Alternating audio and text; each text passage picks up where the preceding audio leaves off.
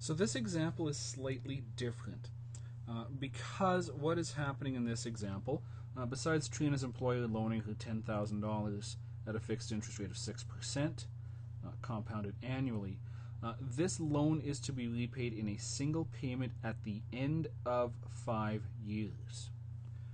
We are not dealing with a 1-year term on this. Means we actually need to flip this and look at it a different way.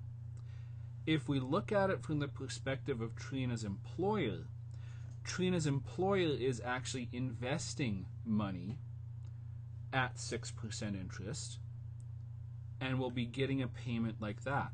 So in this way, Trina's employer is treating Trina like the bank.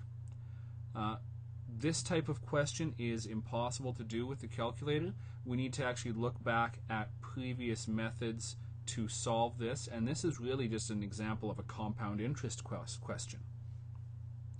So with a compound interest question, I'll just jot the formula down.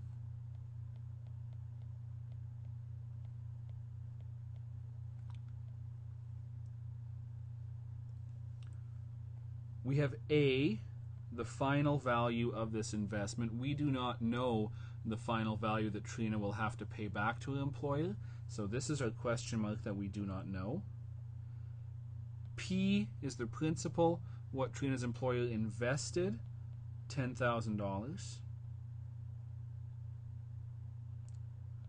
R is the interest rate, which again must be a decimal when we're calculating by hand.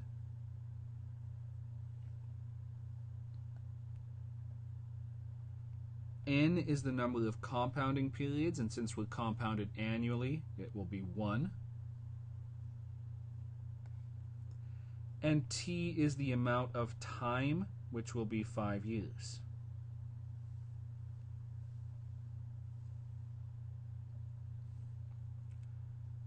Substituting in,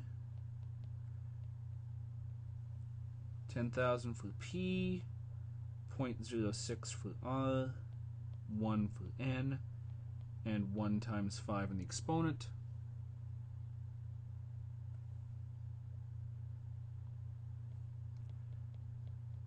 Working this out, 0.06 divided by 1 is 0.06, and the exponent is 5.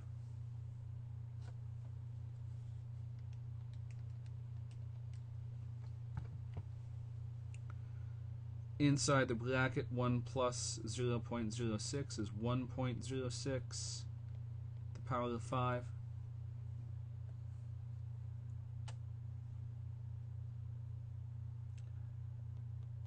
Working out the exponent gives us 1.338225578.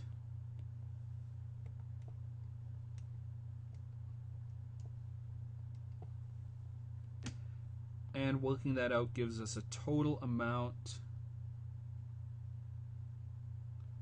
of $13,382.26.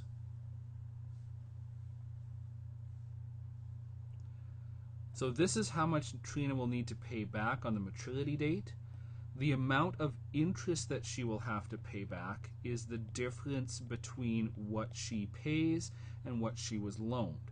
So she pays back $13,382.26. She was loaned $10,000.